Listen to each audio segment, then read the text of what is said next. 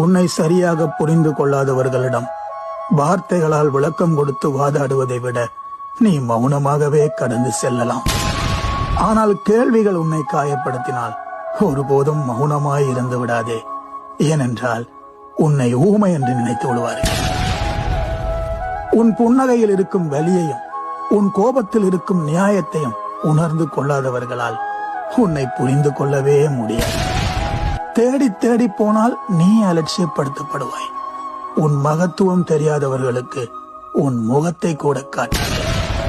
உன்னை அள வைப்பவர்கள் யார் என்றால் ஒரு காலத்தில் உன்னை அளவில்லாமல் நேசித்தவர்கள்.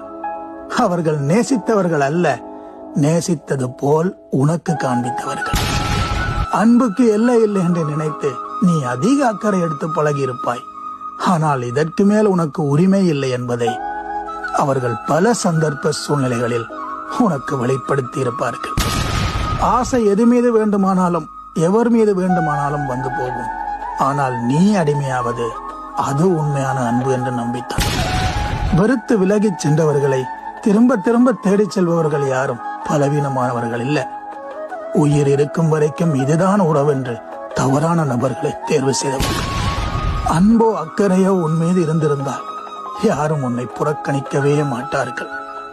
ஆனால் அவர்கள் உன்னை சரியாக புரிந்து கொள்ளாதவர்களிடம் வார்த்தைகளால் விளக்கம் கொடுத்து வாதாடுவதை விட நீ மௌனமாகவே கடந்து செல்லலாம். ஆனால் கேள்விகள் உன்னை காயப்படுத்தினால் ஒருபோதும் மௌனமாய் இருந்து விடாதே. ஏனென்றால் உன்னை ஊமை என்று நினைத்து விடுவார்கள். Download ShareChat.